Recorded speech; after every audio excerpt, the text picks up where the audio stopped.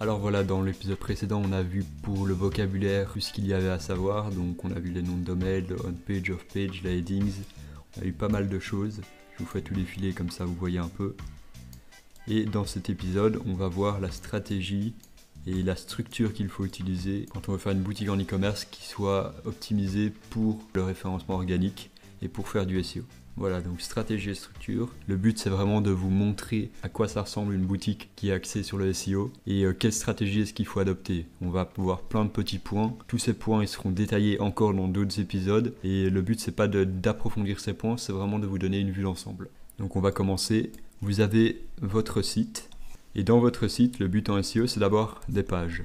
Donc les pages classiques de site e-commerce, c'est des pages produits. Et en SEO, on va ajouter plein d'autres pages pour essayer de les faire ranker sur Google et d'obtenir du trafic grâce à celui-ci. Alors quel type de page on va retrouver? On va retrouver déjà les pages produits, on va retrouver des pages d'articles de blog, on va retrouver évidemment la page d'accueil et puis les pages annexes, donc tout ce qui est FAQ, page d'avis, à propos, etc. Alors pour structurer tout ça, on va avoir notre site, donc on va avoir la page d'accueil, comme on l'a vu la dernière fois, avec des redirections vers les collections, qui elles-mêmes redirigent vers les produits. Le but ici, c'est que la page d'accueil prenne un maximum de trafic. C'est toujours de toute façon la page principale de votre site, donc celle où il y a le nom de domaine, qui est la principale et qui va prendre tout le trafic. Et le but, c'est d'aller rediriger vers des pages où vous avez placé des mots-clés et où il serait intéressant de les faire ranker sur Google pour avoir plus de trafic. Une fois que vous recevez donc du trafic sur ces pages, elles vont venir améliorer le ranking des autres pages parce que plus votre site a de trafic, plus il a de la valeur aux yeux de Google et au mieux vous allez être ranké. Alors pour faire tourner tout ça, il faut bien comprendre que pour que Google comprenne de quoi parle votre site, il vous faut une niche. Donc une niche, c'est quoi? On la précisera plus dans un épisode, mais c'est par exemple, comme je vous en ai parlé dans les précédents épisodes, j'ai pris l'exemple de la niche des pandas. Alors c'est pas une niche excellente parce que je connais pas beaucoup de gens qui achètent des choses sur les pandas, ni qui sont fans de pandas, c'est pas vraiment une niche à forte valeur commerciale, mais c'est pour vous donner un exemple. Vous avez plein de sortes de niches qui peuvent chacune correspondre à un type de personnes. Et votre but en trouvant une niche, c'est de trouver une niche qui soit assez large pour un assez grand nombre de personnes, qui a un potentiel commercial, donc où il y a beaucoup de produits et où il y a de la demande en fait simplement.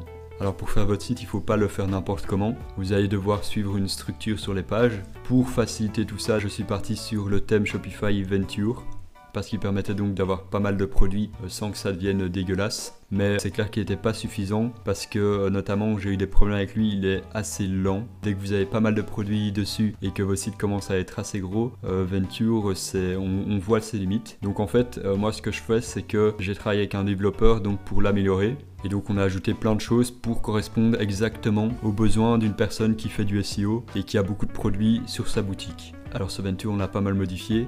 Et donc c'est devenu Fast SEO. Fast SEO c'est quoi? C'est du coup mon thème que j'utilise sur mes boutiques qui permet donc d'être beaucoup plus rapide que Venture, qui a une meilleure optimisation SEO parce qu'on a ajouté pas mal de fonctionnalités. On a aussi revu l'expérience utilisateur, on a ajouté pas mal de choses au niveau de tout ce qui est rich snippets, taux de rétention, donc des boutons comme des tags, des articles similaires, des produits recommandés et tout plein de choses comme ça qui vont permettre au site d'être beaucoup plus performant, d'avoir un meilleur taux de conversion et au final de faire juste plus de ventes. Alors spoiler alerte, il n'est pas parfait ce thème, c'est un thème qui est perpétuellement en développement, mais c'est le thème que j'utilise. Vous avez un lien dans la description pour l'acheter si ça vous intéresse. Donc si vous l'achetez maintenant, évidemment vous aurez accès à toutes les mises à jour qui auront lieu par la suite et vous aurez aussi le droit de proposer vos suggestions pour qu'on les intègre si on voit que ce sont des suggestions qui sont pertinentes par rapport au SEO et par rapport à ce que nous on recherche quand on fait du SEO. Alors honnêtement, je ne sais pas le prix de Fast SEO pour le moment, parce que je ne sais pas quand cette vidéo va sortir et surtout quand est-ce que vous la visionnez. Donc pour le moment, il a un prix donné. C'est possible qu'il augmente de prix parce que à chaque fois qu'on va faire des mises à jour, le thème prend en valeur, du coup on augmente d'office le prix. Mais donc voilà, vous avez toutes les informations en description, je le mettrai dans le premier lien pour les personnes que ça intéresse. Maintenant, on va aller plus en détail dans la structuration des pages. Donc tout d'abord, on va commencer par la page d'accueil.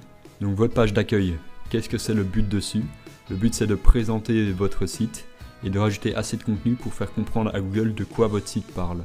Mais c'est pas tout parce que, comme je vous disais dans le premier épisode, le but c'est pas uniquement de faire du SEO, le SEO c'est une optimisation, le but c'est de faire des ventes, on est quand même là pour faire une boutique e-commerce, donc il faut aussi adapter tout ça à l'expérience utilisateur et optimiser pour que tout ça soit agréable. Au niveau de la structure, on va se retrouver donc avec un H1, donc le H1 qui est égal au nom de votre site. Alors sur Fast SEO c'est super simple à trouver, c'est simplement quand vous avez la bannière d'accueil, vous avez le nom qui sera affiché en H1 et alors vous pouvez le modifier dans la personnalisation de thème, c'est super simple à faire, tout est indiqué de toute façon dans Fast SEO. Dès qu'il y a des titres, c'est indiqué quel type de titre est-ce que c'est un H1, H2, H3 et comme ça vous pouvez facilement les modifier. Alors donc en H1 vous avez le nom de votre site, donc par exemple boutique Panda si on reprend mon exemple, et ensuite vous allez rajouter des H2 en dessous.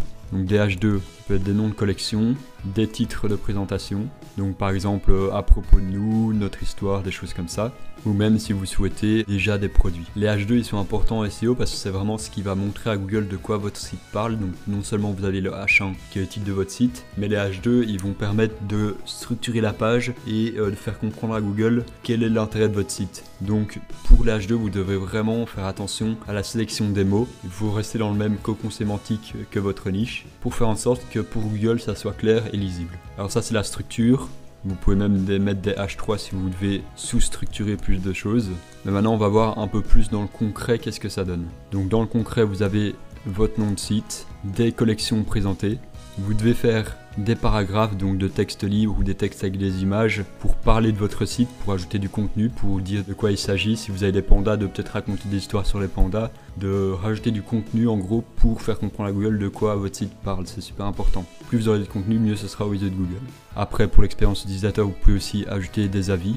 Et n'hésitez pas à ajouter sur la page des call to action, donc des appels à l'action. Donc ça peut aussi bien être des boutons pour rediriger vers le blog, que des boutons pour rediriger vers des best-sellers, des nouveautés, des promotions, des choses comme ça. On n'en parle pas assez, mais ça c'est quand même quelque chose de super important. C'est-à-dire que si votre visiteur il arrive sur votre site et que tout est présenté comme si vous avez tous vos produits sur des étagères sans vraiment qu'il y ait de choses qui attirent l'œil ou de choses qui incitent à acheter, votre visiteur il va pas forcément rester. Donc le but c'est d'aiguiller le visiteur à l'achat. Il faut bien comprendre que votre visiteur il va pas acheter tout seul, vous devez le pousser à faire des choix et surtout, encore plus quand c'est en SEO et que vous avez plein de produits, où justement le visiteur il peut se perdre, vous devez l'aiguiller. Donc ça se traduit par faire des collections de meilleures ventes pour mettre des produits en avant, faire des collections de promotion, donc lister toutes les promotions dans des collections. Je vous expliquerai comment faire tout ça dans des prochains épisodes. Vous pouvez aussi faire des collections avec des nouveautés pour que les visiteurs récurrents voient ce que vous ajoutez et puissent donc être tenus à jour parce que ça se trouve ils ont déjà vu tout votre catalogue et ils attendent juste des nouveautés et tout ça, ça peut être ajouté sur la page d'accueil.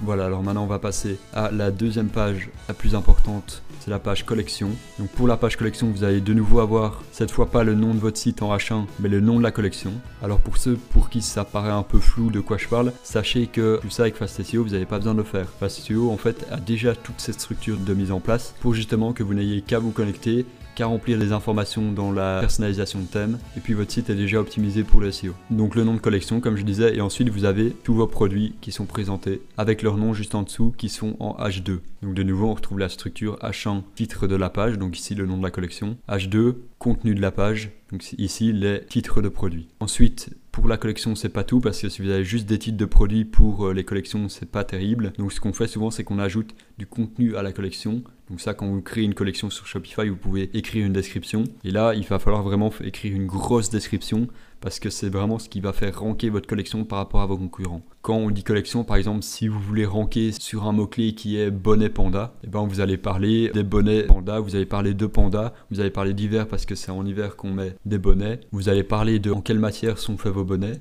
et toutes les informations possibles que vous pouvez rajouter par rapport au titre de votre collection. Donc le but c'est vraiment d'être le plus complet possible. Quand je parle du plus complet possible, c'est au minimum d'avoir des descriptions de 1000 mots pour les collections. Avec ça, vous pouvez évidemment dans la description rajouter des images, parfois rajouter même des vidéos, des gifs, des liens vers d'autres collections, tout ça c'est possible. Le but c'est réellement d'avoir un vrai contenu comme un article de blog qui soit mis dans la collection pour la faire ranker. Alors vous imaginez bien que un gros blog comme ça c'est super moche, donc ce qu'on a fait dans Fast SEO c'est simplement que vous avez un petit onglet déroulant, donc vous allez voir plus, le gars clique dessus et alors là la description se déroule. Ensuite après la collection on a le produit. Pour la page produit c'est simple, vous avez le H1 qui est le nom du produit, vous avez l'image produit, Et ensuite, vous avez toutes les informations, donc le prix, le bouton d'achat, le bouton de sélection de variantes s'il y en a. Et ensuite, vous avez la description. La description, il faut aussi qu'elle soit assez complète par rapport au nom du produit. Donc on reste toujours dans le même cocon sémantique que le H1 de la page. Et le but, c'est de faire donc, déjà vous mettez une description classique, donc caractéristiques du produit, bénéfices, etc. Et ensuite, en dessous, vous allez rajouter une description SEO qui sera optimisée pour faire ranker votre page. Donc on rajoute du contenu par rapport au nom du produit, comme on le ferait avec le blog ici. Alors vous n'avez pas besoin de faire un truc de 1000 mots. Je dirais qu'au minimum 150 mots c'est déjà bien, mais ça va dépendre de votre niche. Si vous avez une niche très compétitive, vous allez vouloir faire beaucoup plus de mots qu'une autre, parce que c'est ce qui vous aidera pas mal à ranker sur les résultats de recherche. Alors sur Fast SEO, on a ajouté pas mal de choses sur la page produit, donc vous avez déjà les tags pour que si les gens sont intéressés par ce produit, ils puissent voir des produits similaires par rapport aux tags. Vous avez justement des produits similaires qui sont affichés comme ceci sous forme de carrousel. Vous avez des produits recommandés, donc par exemple des best-sellers. Et vous avez aussi, on ajoute ici un pack de produits. Donc généralement, vous devez, quand vous ajoutez des packs de produits, installer des applications, c'est compliqué à faire parce que vous devez paramétrer ça pour chaque produit. Là, on fait tout automatiquement. Donc en gros, il va prendre le produit de départ et il va ajouter 2 produits similaires, donc par rapport au tag, et faire un pack avec. Et comme ça, le gars n'aura plus qu'à cliquer sur ajouter le pack au panier et tous les produits seront ajoutés au panier. Donc ça permet d'augmenter votre panier moyen. Donc pour ceux qui ne savent pas ce que c'est un panier moyen, c'est simplement la moyenne du montant des commandes par personne. Donc en moyenne, on va dire qu'un panier moyen est à 40 €. Donc c'est-à-dire qu'en moyenne, une personne achète pour 40 € sur votre site. Et donc plus vous arrivez à inciter la personne à mettre des articles dans son panier, plus vous allez évidemment augmenter votre panier moyen. Et ce genre de fonctionnalité de produits en pack, c'est déjà unique parce que je vois aucun thème qui ne l'a. Et donc ça va grandement améliorer vos revenus. Ensuite, avec toute cette page, on va rajouter des avis. Il faut comprendre que les avis, c'est aussi super important pour Google. Donc on précisera tout ça dans un épisode dédié aux avis. Mais il y a pas mal d'applications qui permettent justement d'avoir des avis qui sont optimisés SEO et qui ont des rich snippets. Ensuite, on va passer à un tout autre type de page qui sont les pages de blog. Donc les pages de blog, elles servent à quoi? Vous avez le titre de votre blog, donc qui est le H1. Donc par exemple, un titre de blog chez les pandas, ça peut être l'histoire des pandas. Et vous pouvez avoir un autre blog qui va être axé sur la signification autour des pandas. Puis encore un autre blog qui va être par exemple axé sur tous vos produits que vous pouvez avoir autour des pandas. Donc vos titres blog, en H2, vous allez avoir les titres des articles avec l'image de l'article et la petite description. Titre article, image article, petite description. En gros, c'est tout le listing qui va être là. Sur Fast SEO, on a un truc qui est pas mal aussi, c'est que vous avez des produits totalement aléatoires qui sont donnés ici, donc qui vont s'afficher, et à chaque fois que la personne rafraîchit la page, ces produits-là s'actualisent. Donc ça permet de tout le temps proposer des produits, parce que les blogs, c'est pas forcément quelque chose qui convertit directement, et le fait d'automatiquement avoir toujours des produits qui sont disponibles pour la personne, c'est super pour le taux de conversion, parce que à tout moment, il peut voir qu'il y a des produits, cliquer dessus et être redirigé vers votre boutique, plutôt que d'être toujours sur votre blog. En plus de ça, vous avez une newsletter ici qui va s'ajouter pour récupérer des mails. Donc tout ça évidemment c'est automatique et vous n'avez rien à faire si vous avez Fast SEO. Maintenant on va parler de l'article. On en a parlé un peu dans les précédents épisodes quand je vous expliquais qu'est-ce qu'était un mot-clé. Un mot-clé, donc c'est un mot qui rencontre des recherches. Et par exemple, un titre d'article, ça pourrait être « Où naissent les pandas ?» Donc c'est un mot-clé qui rencontre des recherches sur Google. On l'a vu dans les résultats Google la fois passée. Et donc ça va être votre H1. Vous avez votre titre de votre article, la bannière de votre article, donc l'image. Essayez de faire en sorte qu'elle soit attirante, parce qu'il faut bien comprendre que la bannière c'est ce qui va aussi être pas mal ranké dans Google Images, et que si vous avez une belle bannière dans Google Images, les gens seront plus sensibles à cliquer dessus. Évidemment on précisera tout ça dans un épisode dédié au blog, mais je tenais déjà à le préciser si vous vouliez commencer plus tôt. Ensuite dans l'article vous avez des H2 qui sont des sous-titres, des paragraphes, des H3 qui sont des sous-titres, ensuite de nouveau des H2, paragraphes, un nouveau H2, paragraphe, etc. Le but des articles, c'est de récolter du trafic et d'après pouvoir rediriger vers vos produits ou vos collections. Donc vous devez faire beaucoup de contenu pour être ranké, du contenu qualitatif et qui répond à la demande de l'utilisateur.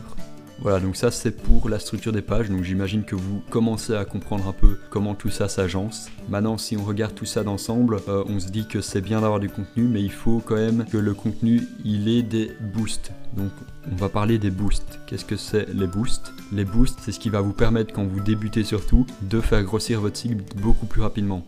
Donc dans les boosts vous avez les backlinks et vous avez le trafic extérieur.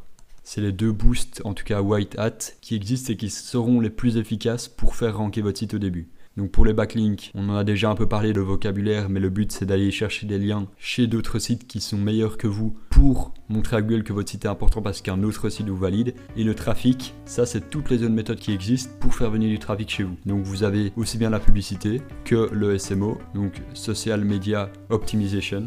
Si vous avez pas mal de trafic par exemple venant de Facebook, que ça soit via de la publicité ou via du SMO, et ben votre site va avoir beaucoup plus de facilité à ranker au début. Donc ça peut être une bonne astuce d'essayer d'avoir du trafic, même s'il n'est pas forcément qualifié au début, pour booster votre SEO quand vous commencez. Vous pouvez très bien aussi faire des influenceurs. Alors ça, à prendre avec des pincettes parce que toutes les niches ne s'y prêtent pas. Si je reprends la niche des pandas, pourquoi est-ce que c'est une mauvaise niche? Parce que justement, elle ne se prête pas au fait qu'on puisse contacter des influenceurs pour faire de la promotion sur cette niche. Je connais très peu d'influenceurs qui vont commencer à présenter des produits pandas, des bonnets de panda, des pyjamas de panda. Ça n'a pas vraiment de sens, donc généralement, les influenceurs, on va plus retrouver ça dans des produits qui sont plus esthétiques et qui plaisent à un plus grand nombre de personnes, donc qui soient un peu moins nichés. Donc ça va vraiment dépendre de votre niche. Est-ce que c'est adapté ou pas à Instagram, YouTube ou n'importe quel réseau social que vous voulez toucher. Vous pouvez aussi, pour le trafic, faire de l'affiliation. Alors pour ceux qui ne savent pas ce que c'est l'affiliation, c'est simplement que vous allez avoir un programme d'affiliation sur lequel vous allez recruter des gens. Ces gens vont faire la promotion de vos produits et en échange, ils recevront des commissions dès qu'ils réalisent des ventes. Donc avec des affiliés, vous permettez d'automatiser un peu votre communication et de laisser des gens s'en occuper en échange de rémunération. Voilà, c'est tout pour la structure et la stratégie à adopter en SEO. J'espère que ça a été assez clair. N'hésitez pas en commentaire si vous voulez des précisions sur certaines parties. S'il y a beaucoup de questions, soit je ferai un nouvel épisode dans le futur pour préciser tout ça, soit je répondrai à toutes les questions directement dans les commentaires si ça s'y prête mieux. Dans le prochain épisode, on va justement se concentrer sur la niche, sur quelle niche choisir, comment choisir sa niche et comment savoir que sa niche est qualitative et va être bien dans le temps. Parce qu'il faut bien comprendre qu'en SEO, ça prend du temps et que si vous passez 3 mois sur une mauvaise niche, vous avez beau passer 3 ans en plus, ça va rester une mauvaise niche. Donc il faut vraiment bien sélectionner ça. La différence entre une mauvaise niche et une bonne niche en SEO fait vraiment la différence. Donc voilà, si vous voulez ne pas rater ça, pensez à vous abonner et on se revoit dans le prochain épisode.